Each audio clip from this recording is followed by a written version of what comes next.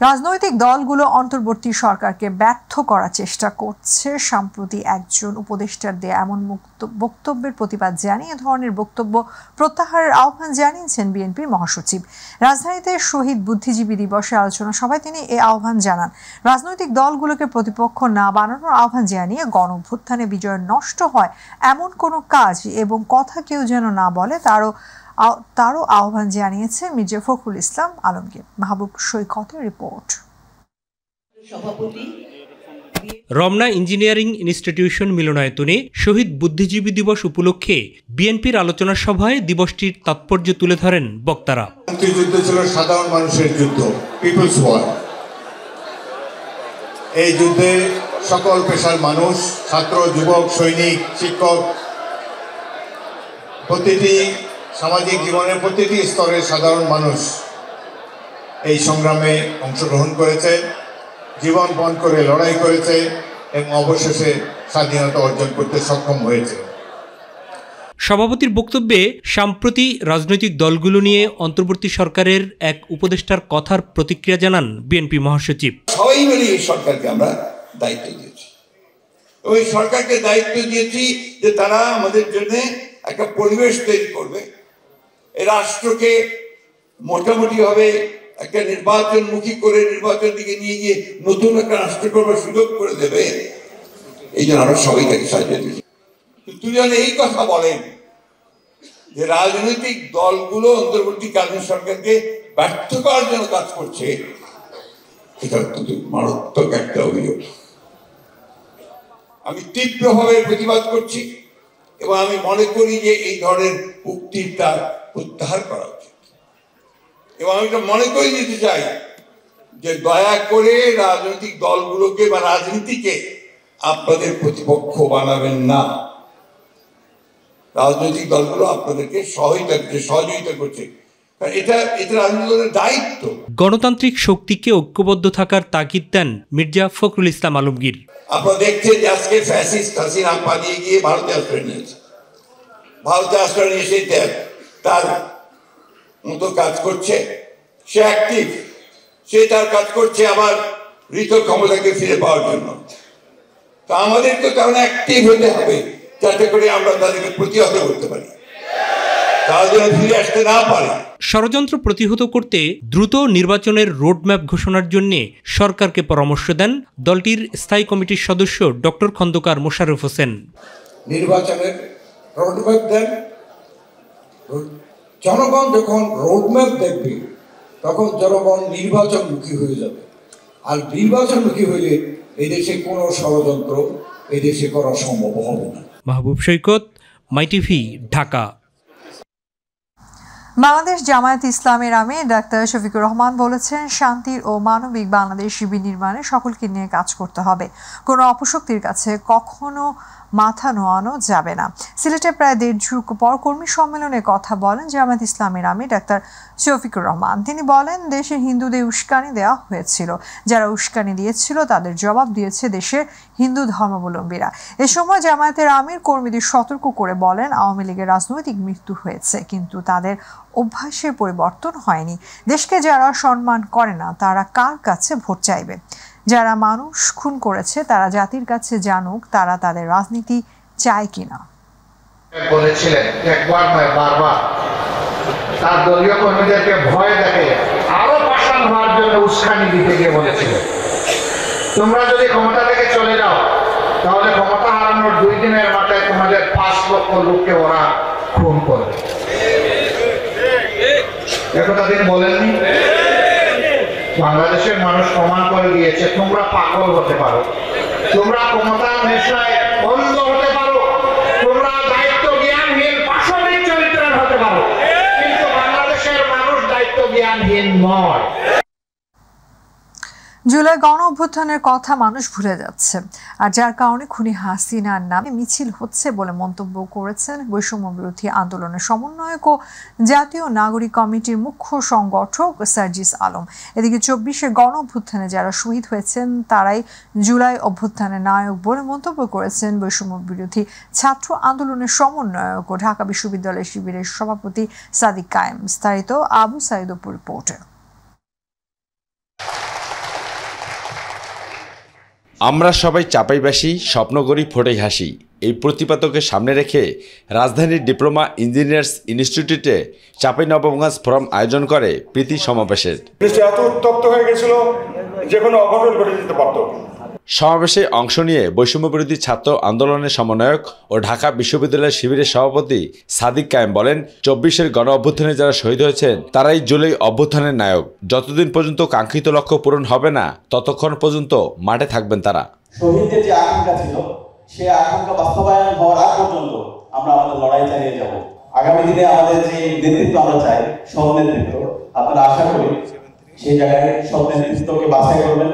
এরপর কথা বলেন ছাত্র জনতা গণ অভ্যুত্থানের অন্যতম সমন্বয়ক এবং জুলাই স্মৃতি ফাউন্ডেশনের সাধারণ সম্পাদক সার্জিস আলম। এ সময় তিনি বলেন, বাংলাদেশে মানুষ জুনের 5 তারিখ থেকে আগস্ট 5 তারিখ পর্যন্ত সব স্মৃতি ভুলে যেতে শুরু করেছে। খুনিরা এখনও বিদেশে বসে ভার্চুয়াল সমাবেশে স্লোগান দেয়, যা বিশ্ব দরবারে বেমানান এবং হাস্যকর।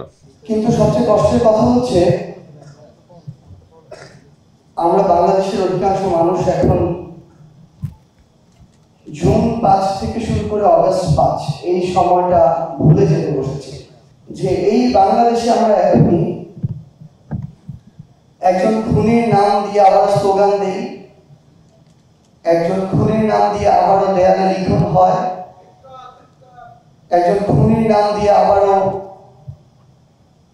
দেশের বাইরে থেকে অনলাইনে শত শত মানুষ ভিডিও কনফারেন্সে যুক্ত হয়। 24-এর গতিকে ধারণ করে ঐক্যবদ্ধ হয়ে নতুন বাংলাদেশ গড়ার আহ্বান জানান সার্জিস আলম। বলেন, জুলাই আগস্ট গণ অভ্যুত্থানের পর চাঁদাবাজি, মিথ্যা মামলা, নির্যাতন বেড়েছে। এছাড়াও বিগত সরকারের শাসনামলে উত্তরাঞ্চলের উন্নয়নের ছোঁয়া লাগেনি বলেও কঠোর সমালোচনা করেন সার্জিস। বিগত 16 বছরে তো আমরা শোষিত হয়েছি। যেই জায়গায় আমাদের যাওয়ার আমাদের মিনিমাম আমরা ডিজার্ভ করতে, আমরা সেই জায়গায় যেতে পারিনি। গিয়েছে কোটা, গোপালী কোটা, পরিবার কোটা, আত্মীয় স্বজন কোটা, তেলবাজি কোটা, লীগ কোটা, এরকম অসংখ্য কোটায় এই পুরো উত্তরবঙ্গ বলতে আমরা যা বুঝি, পুরো উত্তরবঙ্গকে শোষণ করা হয়েছে। আর ঢাকা মহানগর দক্ষিণের জামাতের আমির নুরুল ইসলাম বুলবুল বলেন, যাদের রক্তের বিনিময়ে বাংলাদেশের নতুন প্ল্যাটফর্ম তৈরি হয়েছে তা ধরে রাখতে হলে ফ্যাসিস্ট সরকারের পেতাত্তাদের কবর রচনা করতে হবে। দেশের ভেঙে পড়া যে সার্বিক ব্যবস্থাপনা, তাকে তুলে আনার জন্য যে কার্যক্রম, সেই কার্যক্রম নিয়ে তাদের যখন সবচেয়ে বেশি ব্যস্ত থাকার কথা, তখন মুহূর্তে মুহূর্তে, রাত নাই দিন নেই, পাগলের মতো তারা ছুটে ফিরছেন ওই পতিত স্বৈরাচার ফ্যাসিস্ট শেখ হাসিনার পেতাত্তারা, যারা এখনো নতুন করে বাংলাদেশকে উত্তপ্ত করে তোলার মধ্য দিয়ে ঘোরাবাড়িতে মাছ শিকারের চেষ্টা করছেন। অবস্থিত অপু, মাই টিভি, ঢাকা। গণসংহতি আন্দোলনের প্রধান সমন্বয়কারী জুনায়েদ সাকি বলেছেন, এই সরকারকে ব্যর্থ হতে দেয়া যাবে না, ব্যর্থ হওয়ার কোনো সুযোগ নেই। কথিত ফ্যাসিস্টরা ভারতে পালিয়ে গিয়ে সেখান থেকে ষড়যন্ত্র করছে। ভারতীয় গণমাধ্যমের একটি অংশ এবং সরকারি দল নিজেদের স্বার্থে ফ্যাসিস্টদের সহযোগিতা করে যাচ্ছে। বিকেলে খুলনা প্রেস ক্লাবে রাষ্ট্রের গণতান্ত্রিক রূপান্তরের নতুন রাজনৈতিক বন্দোবস্ত প্রতিষ্ঠার দাবিতে কেমন বাংলাদেশ চাই শীর্ষক গণসংলাপ অনুষ্ঠানে তিনি এসব কথা বলেন। গণসংহতি আন্দোলন খুলনা জেলা কমিটি অনুষ্ঠান আয়োজন করে। সভায় সভাপতিত্ব করবেন খুলনা জেলা সংহতি আন্দোলন আহ্বায়ক মুনির চৌধুরী সোহেল। ব্যর্থ হতে দেওয়া যাবে না, এই সরকারের ব্যর্থ হওয়ার কোনো সুযোগ নেই। এইটা আমাদের সরকারেরও মনে রাখা দরকার, আমরাও সকলে এটা মনে রাখা দরকার। কারণ এই সরকারের সাফল্য মানে আমাদের সম্মিলিত স্বপ্নের বাস্তবায়ন।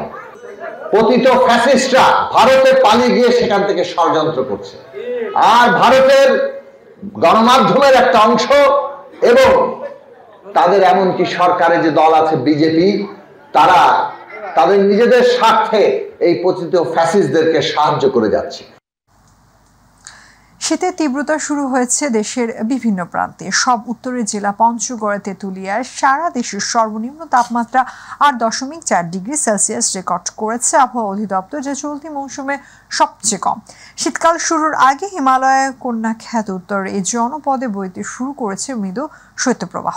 আগামী 2-3 তাপমাত্রা আরও কমতে পারে বলে জানিয়েছেন আবহাওয়াবিদ ডক্টর মোহাম্মদ বজলুর রশিদ। রাকিব হাসানের রিপোর্ট। ধীরে ধীরে বাড়ছে শীতের প্রকোপ। দেশের উত্তরাঞ্চলের জেলাগুলোতে এরই মধ্যেই অনুভূত হচ্ছে তীব্র শীত। হেমন্তের শেষের দিকে সর্ব উত্তরের জেলা পঞ্চগড়ের তেঁতুলিয়ায় সারা দেশের সর্বনিম্ন তাপমাত্রা 8.4 ডিগ্রি সেলসিয়াস রেকর্ড করা হয়েছে, যা চলতি মৌসুমে সবচেয়ে কম বলে জানিয়েছেন আবহাওয়াবিদ ডক্টর মোহাম্মদ বজলুর রশিদ। তিনি জানান, উত্তরের জেলাগুলোতে বইছে মৃদু শৈত্যপ্রবাহ। আজকের সর্বনিম্ন তাপমাত্রা রেকর্ড হয়েছে 8.4 ডিগ্রি সেলসিয়াস। এটা হচ্ছে আপনার পঞ্চগড়ের তেঁতুলিয়াতে, এটাই হচ্ছে এবছরের সর্বনিম্ন তাপমাত্রা। তাছাড়া আপনার রাজশাহী এবং চুয়াডাঙ্গা তাপমাত্রা 10 নিচে নেমে গেছে। এই জন্য আমরা আজকে বছরের প্রথমেই আজকে আমরা মৃদু শৈত্যপ্রবাহ ঘোষণা দিয়েছি, বিশেষ করে 4টা ডিস্ট্রিক্টে। ডিসেম্বরের শেষ দিকে আবারও শৈত্যপ্রবাহের সম্ভাবনা রয়েছে জানিয়ে আগামী 2 দিন তাপমাত্রা আরও কমতে পারে বলেও জানান এই আবহাওয়াবিদ। তবে যেটা হচ্ছে তাপমাত্রা আপাতত ওইরকম কমবে না, হয়তো আগামীকাল পরশু হয়তো আপনার সামান্য একটু কমতে পারে।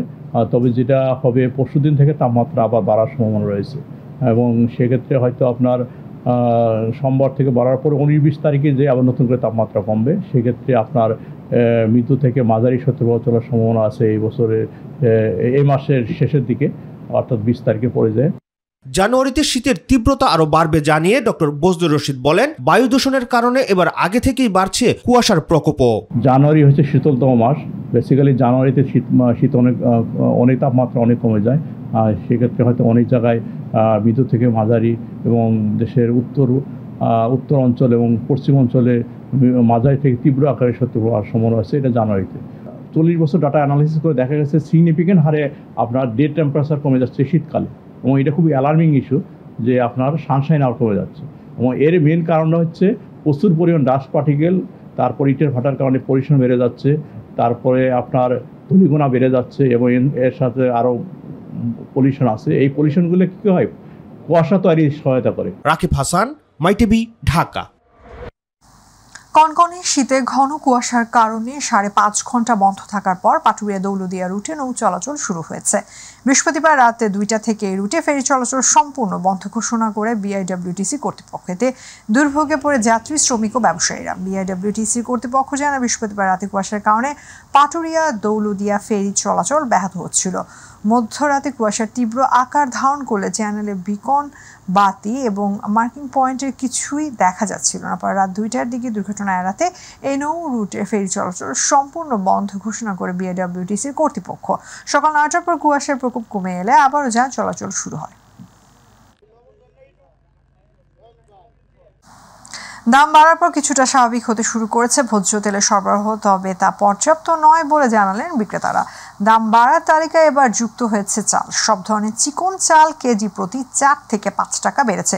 কমেছে আলু, পেঁয়াজ সহ সব ধরনের সবজির দাম।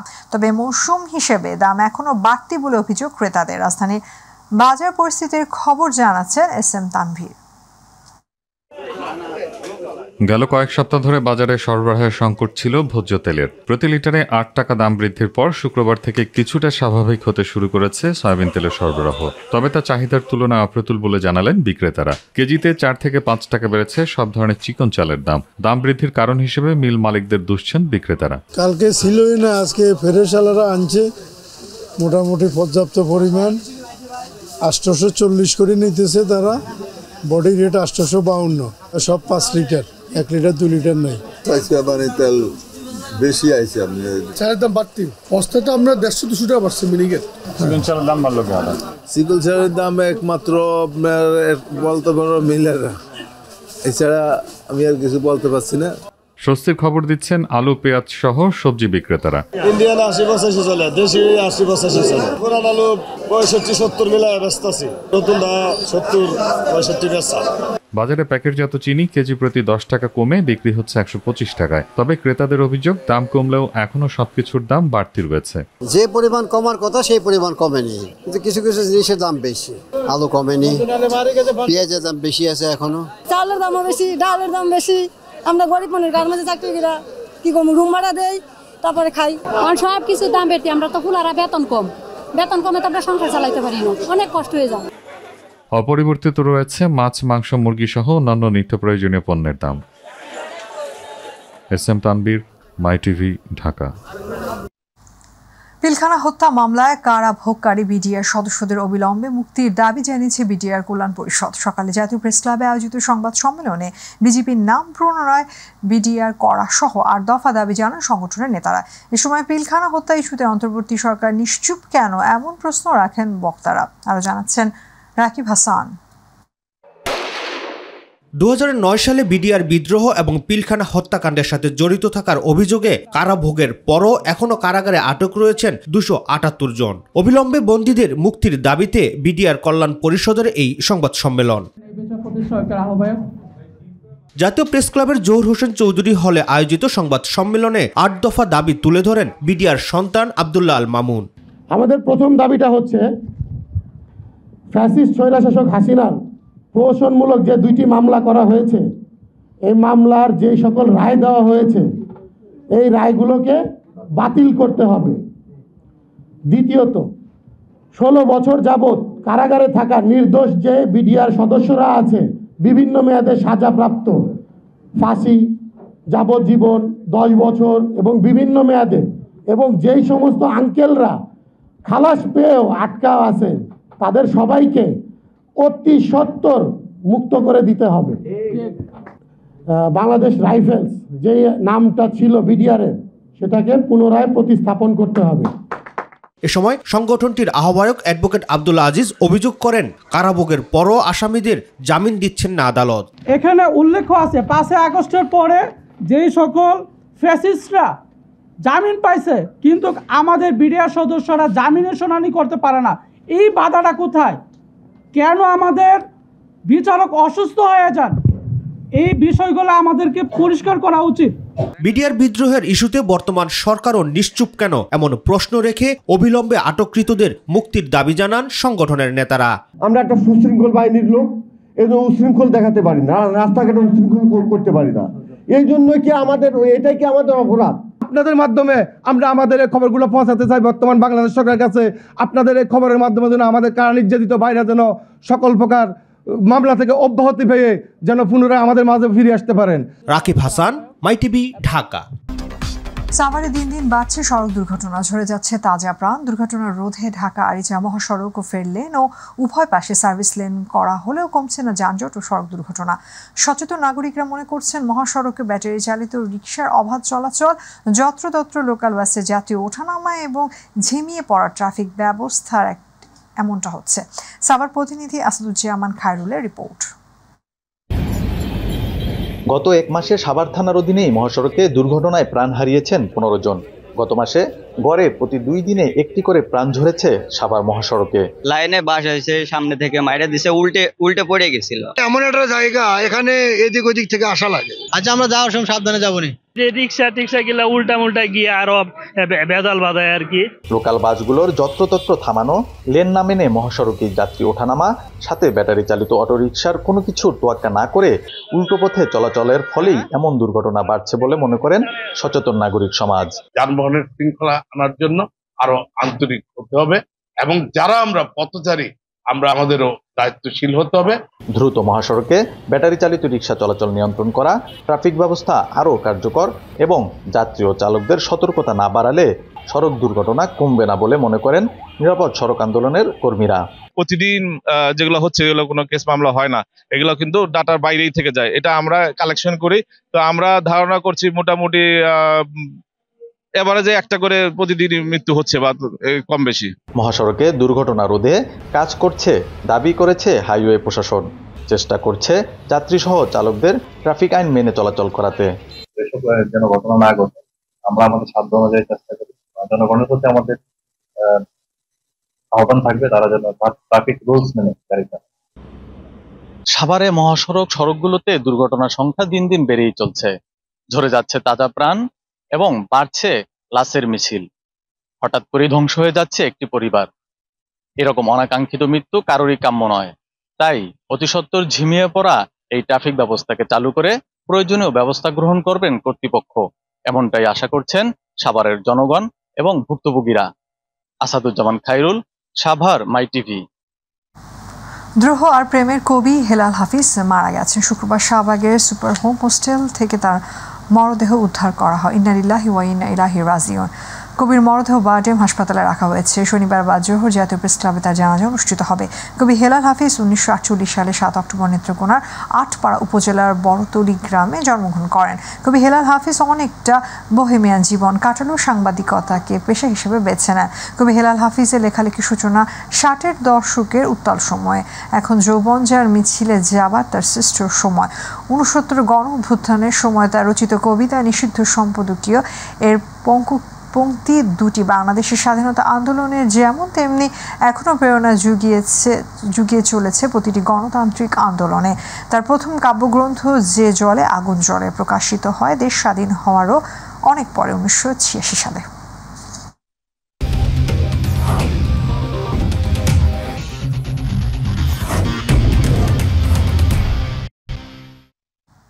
মিরপুর শেরেবাংলা জাতীয় স্টেডিয়ামে প্রদর্শিত হলো আইসিসি চ্যাম্পিয়ন্স ট্রফি। তবে সেখানে ছিলেন না ক্রিকেটাররা। এনসিএল এবং জাতীয় দলে খেলা থাকা ফটো সেশনে অংশ নিতে পারেননি তারা। সূচি অনুযায়ী গণমাধ্যম কর্মী ও বিসিবির কয়েকজন কর্মকর্তা ট্রফির সাথে ফটো সেশন করেন। বেলা 3টার দিকে শেষ হয় ট্রফি প্রদর্শন। 5 দিনের সফর শেষে আজ রাতেই বাংলাদেশ ত্যাগ করার কথা চ্যাম্পিয়ন্স ট্রফির। আগামী 15 থেকে 22 ডিসেম্বর দক্ষিণ আফ্রিকা ভ্রমণ করবে ট্রফিটি। এরপর অস্ট্রেলিয়া, নিউজিল্যান্ড ও ইংল্যান্ডে ঘুরে ট্রফি যাবে ভারতে। এটা সবার জন্য একটা স্বপ্ন যে ন্যাশনাল টিমের হয়ে নিজের দেশকে সার্ভ করা। তো এরকম একটা বড় ট্রফির সাথে ছবি তুলে ভালো লাগছে। আশা করি সামনে আমরা এটার জন্য লড়তে পারবো।